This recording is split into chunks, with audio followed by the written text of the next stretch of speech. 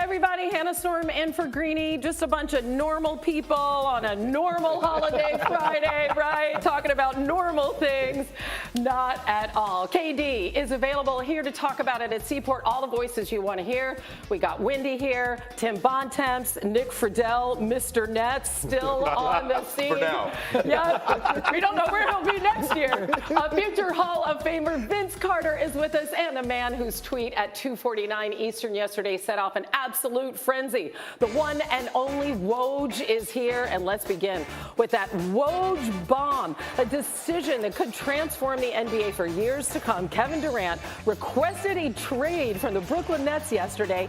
Nets general manager Sean Marks is working with Durant and his representative Rich Kleiman on finding a trade partner. And if this is the end of KD and Kyrie, it is quite fair to say it didn't go according to plan. Including the playoffs, the two played a total of 58 games together across 3 seasons out of 247 scheduled games. And most importantly, of course, they won just a single playoff series together. As Adrian Wojnarowski joins us, and Woj, this certainly could be a transformational trade for any team. So what is the latest on the trade talks as of this morning?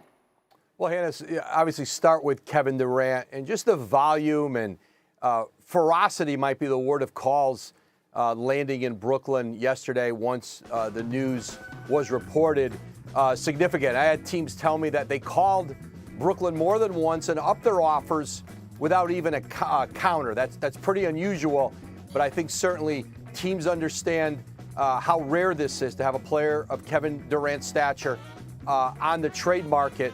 And listen, I think there's no shortage of big markets, small markets. There are teams who normally wouldn't be able to even consider being able to get Kevin Durant in free agency, who now have an ability to trade for him with 4 years left on his contract. So, listen, I think there's a lot of different kinds of deals for the Nets to evaluate. You're going to have, I think everyone's going to give you, 3-4 picks moving forward, certainly young players, but there are also teams, veteran all-star players, young all-star players.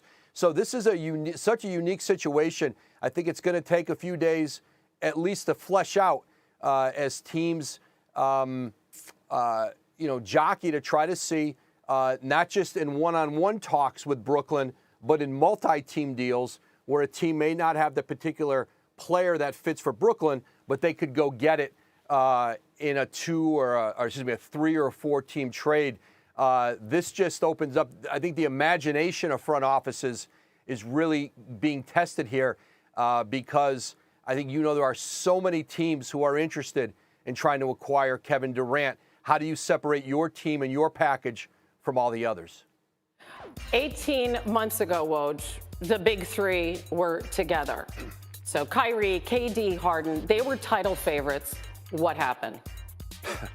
That's a long answer, Hannah. And obviously, I think what happened here in the last few months, the combination of the acrimonious talks with Kyrie Irving and the Nets about his future, their unwillingness to commit long-term to him, his inability to find a long-term deal and a sign and trade in the marketplace, and the Warriors winning a championship, it played a factor in this. I think it exasperated Kevin Durant's frustration. I think that's the narrative that surrounded him that he dealt with in the aftermath of him leaving Golden State and then going on to win a title without him, contrasted with what has gone on in Brooklyn in these last 3 years and how, James Harden comes, James Harden goes. I mean, remember, James Harden was traded. They traded for him because I thought he was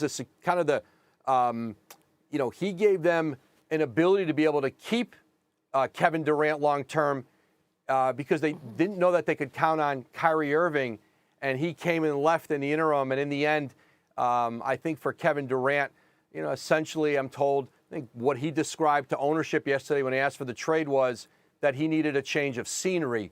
And so he's headed for that. I think certainly Kevin Durant, Kyrie Irving have both very likely, almost assuredly, played their last games in Brooklyn. Yeah, ironically, that 4-year extension actually kicks in today for Kevin Durant. Woj, thank you so much for all your great reporting. We'll talk to you in a bit.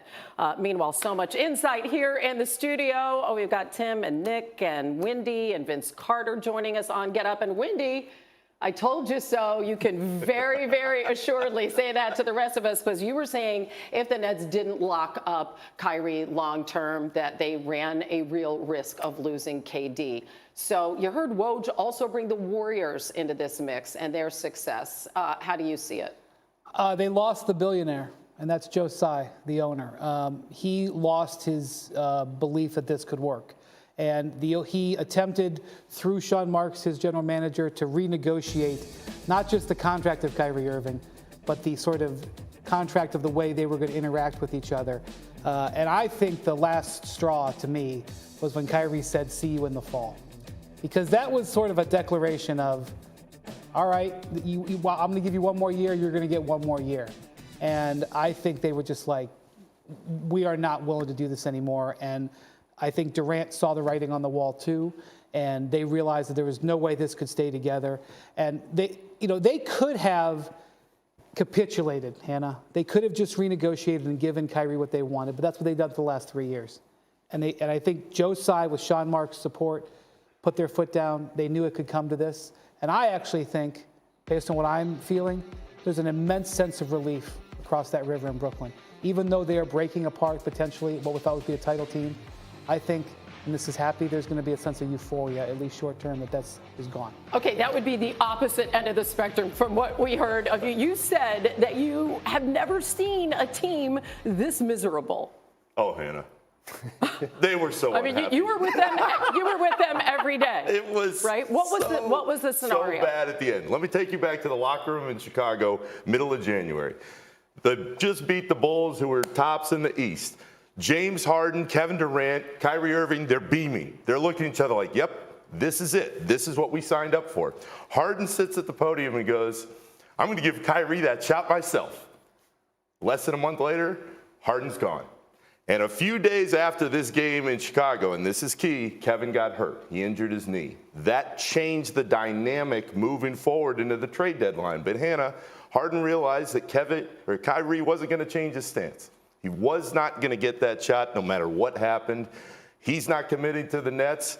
He's gone. And I cannot stress to you enough just how much Kyrie's choice not to get that shot changed everything for this team all year and was the albatross that hung over that locker room day in, day out, and from top to bottom. Ownership, coaches, GM, everybody was looking every day going, what is he going to say next?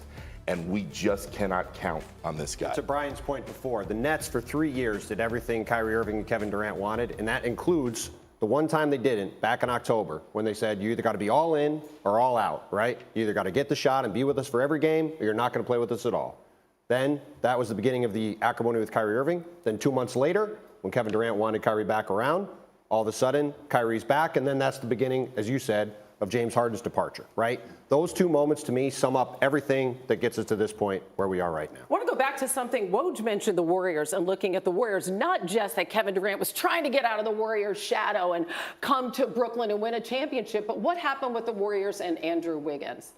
Well, I think Nick was with the Warriors. In contrast to what Kyrie did, Nick was with the Warriors at the beginning of last season. Mm-hmm. And when Wiggins got the shot, it changed their team chemistry in a positive way.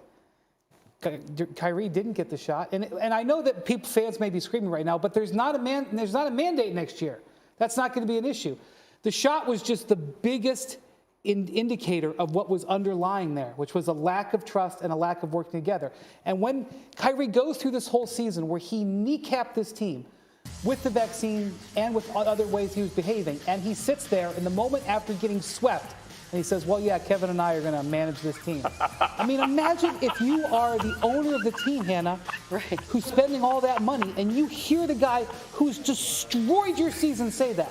How can you say, see you in the fall? You wonder why the Nets would want to reset the power balance, right? And that's what led to, as Brian said, this discussion over the past week about what's going to happen with Kyrie's contract. But should they have given them that much power in the first place? Well, that is the billion-dollar question. Yeah, and that because is when you're also looking at blame here, right? That's And when right. you're looking at the very epicenter of where this whole thing started, should that have been I know that's the way in the modern NBA. To your but point, we're talking a lot about Kyrie Irving. This is a organizational failure. It's a failure for Kevin Durant, it's a failure for Kyrie Irving, and it's a failure for the Nets. And to your point, it's because from the moment Kyrie Irving and Kevin Durant came to Brooklyn, it was their team.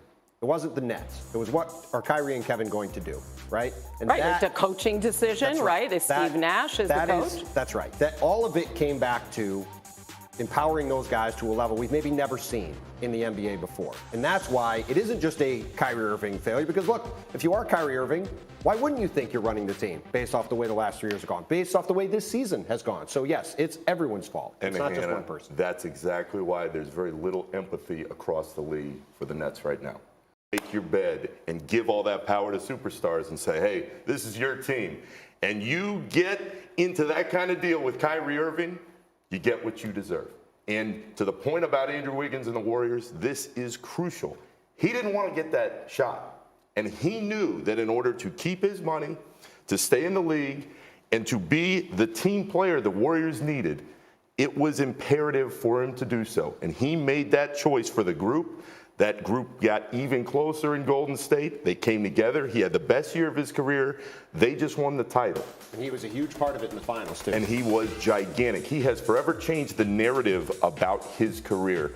And Kyrie, by making the choice he did, derailed the Nets season and only heightened the perception around him all across the league. And doesn't that put a button also on the fact that it is organizational, that he felt as a member of that team culture in the Warriors is so strong that it just wasn't there for the Nets, that Kyrie was essentially allowed to do whatever he wanted? I think ultimately Durant looked at the lay of the land here and said it's not going to work. Yeah. And this wasn't an easy decision for him to come to. And over the last few days, the league was preparing for themselves, but they didn't know if Kevin would actually cross that Rubicon. Mm-hmm.